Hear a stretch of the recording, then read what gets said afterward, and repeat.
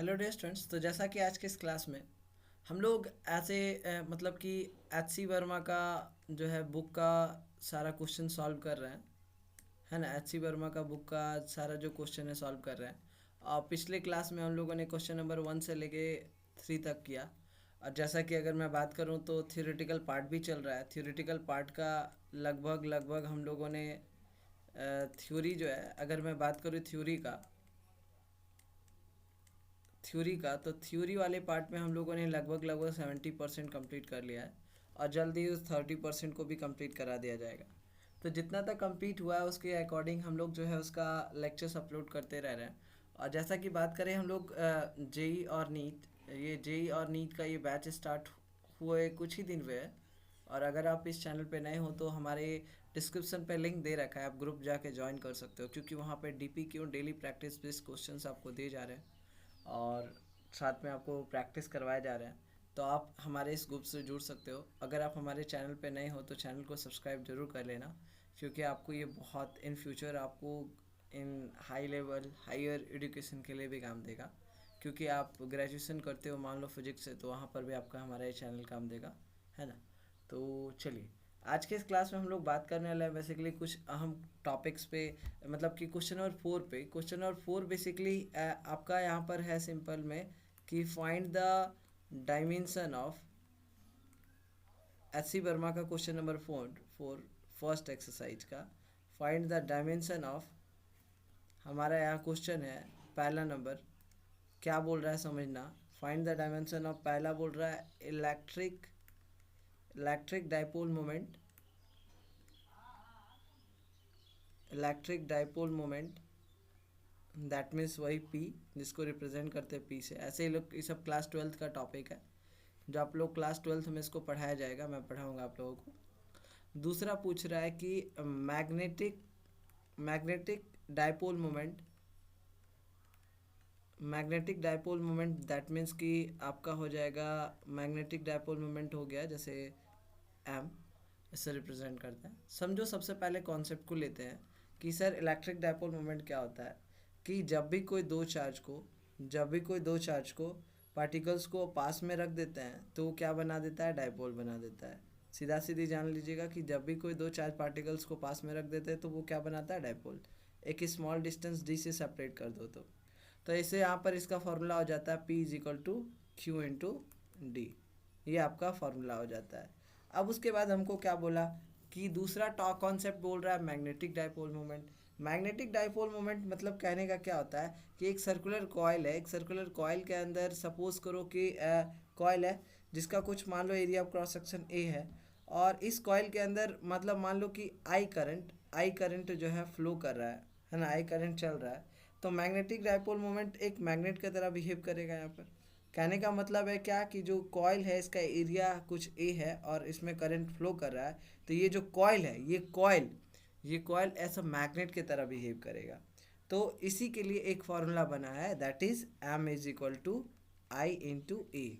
और ये magnetic dipole moment का फॉर्मूला है, M is equal to I into A. अब देखिए हम लोग इसको सॉल्व करते हैं नंबर 1 क्वेश्चन लेके। चलो मान लो कि पहला ए नंबर का सॉल्यूशन देखें। ए नंबर में बोल रहा है कि इलेक्ट्रिक डाइपोल मोमेंट जिसका फॉर्मूला हम लोगों ने देखा क्यू इंटू डी। और क्यू क्या है, Q is equal to I into T होता है। देखो फॉर्मूला पे पहले फॉर्मूला लिखेंगे इसका, कि फॉर्मूला होता है P is equal to Q into D. और इसका देखो चलो निकालते हैं डायमेंशन। तो Q is equal to I into T और डी क्या है, कुछ नथिंग इज डिस्प्लेसमेंट, समझ लो डिस्टेंस है तो वही एल। तो इसका क्या हो जाएगा, नॉर्मल इसको हम लोग लिख सकते हैं, इसका डायमेंशन जो है एल टी आई, ऐसे लिख दो, एल आई टी एल लिख दो, कोई दिक्कत नहीं है। और इसी तरह अगर हम बात करें इसका, तो एम, इसका डायमेंशन पूछे तो क्या हो जाएगा, आई है। आई मेरा क्या है, करंट है, ये आई हो गया इसका। और एरिया का क्या होता है, लेंथ का स्क्वायर, मतलब साइड का स्क्वायर, मतलब वही लेंथ का स्क्वायर हो जाएगा, आई एल स्क्वायर इसका डायमेंशन हो गया। अब देखो नेक्स्ट क्वेश्चन क्या बोल रहा है। सिंपल सिंपल सब सारे क्वेश्चंस है। नेक्स्ट क्वेश्चंस, चलो नेक्स्ट क्वेश्चन पे चलते हैं। 5वां नंबर जो क्वेश्चन है हमारा एच सी वर्मा का, वो बोल रहा है कि find the dimension, find the dimension of Planck's constant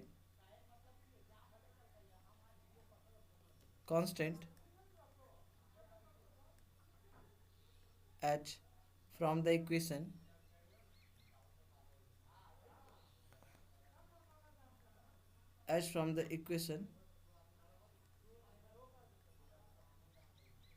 is equal to h mu, where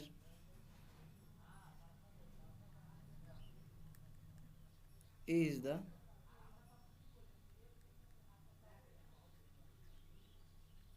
energy, and V is the frequency. देखो यहाँ पर आपको क्या बोल रहा है, क्या क्वेश्चन समझो, बोलने का मतलब कि हमको डायमेंशन फाइंड करना प्लैंक कांस्टेंट का एच फ्रॉम द इक्वेशन, मतलब कि यहाँ पर जहाँ की ये इक्वेशन है E is equal to H mu, जहाँ पर E मेरा क्या है, एनर्जी है, V मेरा क्या है, फ्रीक्वेंसी है, मतलब म्यू, ठीक है ना। और यहाँ पर अगर हम बात करें इसके लिए फॉर्मूला क्या निकला है, यहाँ पर फॉर्मूला देखो यहाँ पर क्या है, चलो इसका डायमेंशन फाइंड करते हैं सिंपल तरीके से। E is equal to H mu बोल रहा है, एच म्यू। देखो अगर हम एच निकाले तो क्या हो जाएगा, E अपॉन में म्यू हो जाएगा, ठीक है। और देखो E क्या है, मेरा एनर्जी है, उसका हमने डायमेंशन पहले ही क्लास में निकाल रखा है, एम एल स्क्वायर टी का पावर -2, अब तो आपको याद भी हो जाना चाहिए। और म्यू क्या है, फ्रीक्वेंसी, मतलब वही फ्रीक्वेंसी का क्या होता है, देखो अगर आप नहीं निकालना जानते हो चलो निकाल देते हैं। E क्या है, एनर्जी का वही mgh, और m क्या है, मास L, और g क्या है, एक्सेलरेशन ड्यू टू ग्रेविटी, मतलब L अपॉन में t का स्क्वायर, और इंटू ये h का हाइट, तो नॉर्मल इसका क्या निकलेगा, एम एल स्क्वायर टी का power -2, L into L square हो गया। और यहीं पर फ्रीक्वेंसी का निकालोगे तो 1 अपॉन में टाइम पीरियड, मतलब क्या हो जाएगा, टी का पावर -1, तो यहाँ पर लिख सकते हैं फ्रीक्वेंसी टी का पावर -1। अब देखो ध्यान से सुनो, अब इसका क्या बन जाएगा, डायमेंशन क्या बन जाएगा, इसका सिंपल बन जाएगा एम एल स्क्वायर। देखो ये -1 है, ऊपर चल जाएगा तो +1, तो -2 + 1 तो वही टी का पावर -1, तो ये आपका बन गया इसका डायमेंशन, ठीक है। बहुत सिंपल है, ऐसे क्वेश्चंस इतना बड़ा बड़ा आपको शो कर दे रहा है, बट एक्चुअल में ऐसा कुछ है नहीं, क्वेश्चंस में दम नहीं है, समझ गए ना, क्वेश्चंस में कुछ खास दम नहीं है, बस नॉर्मल वो आपको डराने के लिए। तो ये जो हमारा छठा नंबर क्वेश्चन है, ये छठा नंबर क्वेश्चन आप देख सकते हो कि find the dimension of the specific heat capacity, the coefficient of linear expansion और the gas constant R. Actual में देखो ये जो आपका ये जो क्वेश्चन दिया हुआ है, ये आपका किस से है, थर्मल फिजिक्स में हम लोग को पढ़ना है, थर्मल फिजिक्स में आप लोग को ये सब टॉपिक्स पढ़ना है, ठीक है, थर्मल फिजिक्स में, तो डरने का नहीं है। हम लोग इसके बारे में अभी नॉर्मल फार्मूला की मदद से डायमेंशन निकाल लेंगे, और बट थर्मल फिजिक्स में हम लोग पढ़ेंगे। तो देखिए यहाँ पर क्वेश्चन क्या बोला कि स्पेसिफिक हीट कैपेसिटी, देखो इसको हम लोग एक फार्मूला से लिखते हैं, इसका एक फार्मूला होता है that is Q is equal to, ऐसे आप लोग को फार्मूला दे देगा, अगर ये है ऐसे आप लोग को फार्मूला याद हो जाएगा, ये फर्स्ट चैप्टर में, तो इसलिए मैं फार्मूला भी बता दे रहा हूँ कि Q is equal to MC del T। यहाँ पर याद रखिएगा एक चीज़, एक एक करके पॉइंट वाइज मैं बता रहा हूँ। यहाँ पर जो Q है, Q कुछ नहीं है, एक हीट है, क्या है, हीट मतलब वही एनर्जी हुआ, और M मेरा क्या है, मास है, और C मेरा क्या है, स्पेसिफिक हीट कैपेसिटी है, C मेरा क्या है, स्पेसिफिक हीट कैपेसिटी। और अगर हम बात करें डेल टी, तो ये कुछ नहीं है, that is it is temperature, ठीक है, ये टेम्परेचर है। कहने का मतलब है हमको स्पेसिफिक हीट कैपेसिटी मतलब C निकालना है। For this we have to take it out the formula, that means C is equal to, इसको हम लोग लिख सकते हैं, दैट मीन्स कि C is equal to Q upon में एम डेल टी। अब एक चीज़ सुनो, ध्यान से समझो, Q is equal to C is equal to Q upon में एम डेल टी, और यहाँ डेल टी क्या है, मेरा एक फंडामेंटल क्वांटिटी है, टेम्परेचर है ना, तो इसका डायरेक्ट यूनिट होता है केल्विन, हम लोग देखे हैं। तो अगर हम इसका देखें C is equal to Q मेरा एक तरह का एनर्जी है, तो एनर्जी का डायमेंशन क्या होता है ml² टी का पावर -2, और यहाँ पर देखो m और टेम्परेचर है तो इसका केल्विन, m और m कट जाएगा, कैंसल आउट हो जाएगा, तो आपका यहाँ पर जो C का डायमेंशन निकलेगा स्पेसिफिक हीट कैपेसिटी का, वो निकलेगा l² टी का पावर -2 k का पावर -1। जी आपका इसका निकलेगा डायमेंशन। अब इसके बाद कोएफिशिएंट ऑफ लीनियर एक्सपेंशन, देखो ये थर्मल एक्सपेंशन से क्वेश्चन है, और अगर हम बात करें इसका मतलब क्या होता है कि किसी चीज़ को अगर हीट करते हैं तो हीट करने से वो एक्सपेंड करता है, और इसके लिए एक फॉर्मूला होता है। दैट मीन्स हम लोग चलते हैं एक पेज पे, नए पेज पे बी नंबर का सॉल्यूशन करेंगे। इसके लिए एक फार्मूला होता है, वो फार्मूला क्या होता है L F is equal to L I, linear expansion ना, लीनियर एक्सपेंशन ना, तो मतलब कि यहाँ पर देखो L F is equal to L I bracket 1 plus alpha del T, 1 plus alpha del T. देखो हमको पता है कि ऐसे फ्रॉम द मतलब बात करेंगे अभी हम लोग, अगर हम इसको थोड़ा सा एक स्टेप और लें, इसको यहाँ पर इधर ला सकते हैं, इसको इधर ला सकते हैं, अगर चाहे तो नहीं ला सकते। देखो पहले इसको मल्टीप्लाई कर लो, एल एफ बराबर एल आई ये हो जाएगा plus L I alpha del T. अब एल आई को इधर ले लो तो L F minus L I बराबर हो जाएगा L I alpha del T. अब उसके बाद ध्यान से सुनो, इसको हम लोग डेल एल लिख सकते हैं, चेंज इन एल, बराबर ये हो जाएगा L I alpha del T. अब ध्यान से सुनो, अब इसका डायमेंशन हम लोग निकालेंगे। सबसे पहला पॉइंट गया, अगर हमको principle of homogeneity first class में हमने बताया, उसमें क्या होता है, उसके अकॉर्डिंग क्या होता है कि कोई भी इक्वेशन करेक्ट होगा कब, जब उसका लेफ्ट हैंड LHS और उसका राइट हैंड RHS, मतलब कि अगर वो इक्वल हो तो हम उसको कह सकते हैं, बट सभी केस में नहीं हम लोग ऐसे बात करेंगे। तो ये नथिंग है, ये कुछ ये इसका डायमेंशन क्या हो जाएगा L, और इसका हो जाएगा, इसका भी हो जाएगा L, और अल्फ़ा तो अल्फ़ा हमको फाइंड करना है, अल्फ़ा ही तो हमको फाइंड करना है अल्फ़ा, और टेम्परेचर है तो इसका हो जाएगा केल्विन के। अब देखो ध्यान से, और ये दोनों आपस में कट जाएगा तो हमारा दोनों साइड वैल्यू मिलेगा 1।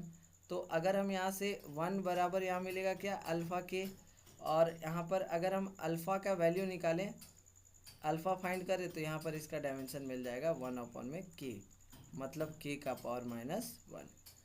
अब जो तीसरा क्वेश्चन है, तीसरा नंबर क्वेश्चन है gas constant.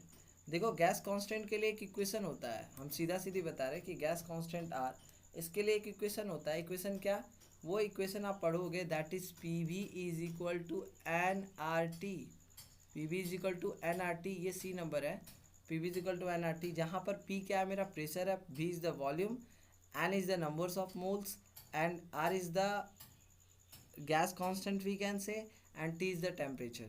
So here we can write it as P is equal to देखो सिंपल, हमको प्रेशर का फॉर्मूला पता है, पहले सबका फॉर्मूला लिख लेते हैं। Pressure is equal to force upon में area, and after that we know the value, we know the formula of volume, that means length का क्यूब, एंड अगर मैं यहाँ पर बात करूँ टेम्परेचर, तो इसका तो होता है केल्विन, इसको मेजर करते हैं एन क्या है नंबर्स ऑफ मोल, मतलब मोल में।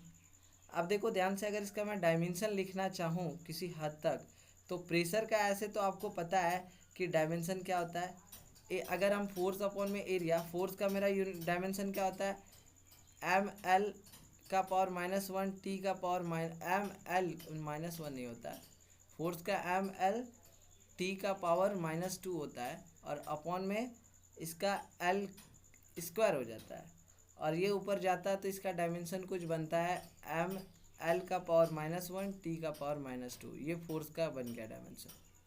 ठीक है, अब थोड़ा सा इसको बात करते हैं, चलो चर्चा पे रखते हैं। थोड़ा सा प्रेशर का आ गया, चलो अब इसको सब जगह पुट करते हैं। प्रेशर का है तो प्रेशर का हम लोग डायमेंशन जानते हैं क्या कि ml का पावर -1 t का पावर -2, और यहाँ पर अगर हम बात करें वॉल्यूम का, तो वॉल्यूम का है L³ is equal to N का क्या है, मोल है बाबू, mole. R is the gas constant, ठीक है, R is the gas constant. And यहाँ पर के इज ऑल्सो, के मेरा क्या है, टेम्परेचर का के, केल्विन। अब देखो यहाँ से अगर हम बात करें थोड़ा सा, अगर आर निकाल लें, तो आर बराबर क्या हो जाएगा, एम एल का पावर -1 टी का पावर -2 एल का क्यूब। तो इसको थोड़ा अगर सॉल्व करें, देखो एल का क्यूब है +3 -1 तो वही 2 हो जाएगा, है ना, 2 हो जाएगा। तो एम एल स्क्वायर टी का पावर -2 अपॉन में ये मोल और केल्विन। तो हमारा सिंपल जो डायमेंशन मिल जाएगा, वो डायमेंशन मिल जाएगा एम एल स्क्वायर टी का power -2 mole inverse 1 kelvin inverse 1, ये हमारा डायमेंशन मिल जाएगा। तो ये आज के क्लास में हम लोगों ने 3 क्वेश्चन किया। प्रत्येक क्लास में 3-3 क्वेश्चन का टारगेट रखा है हमने, ताकि प्रॉपर तरीके से हम लोग जो है चैप्टर को कंप्लीट कर पाए। हम लोग मिलेंगे नेक्स्ट क्लास में मिलेंगे, और नेक्स्ट क्लास में इसके आगे डिस्कस करेंगे। तो अगर आप हमारे चैनल पे नए हो तो चैनल को सब्सक्राइब जरूर करना है, वीडियो को लाइक जरूर करना है, और ग्रुप में नहीं ज्वाइन हो तो लिंक डिस्क्रिप्शन में दे रखा है, आप वहाँ से जाके ज्वाइन हो सकते हो। तो आज के इस वीडियो में हमसे जुड़ने के लिए आप सभी का बहुत बहुत धन्यवाद।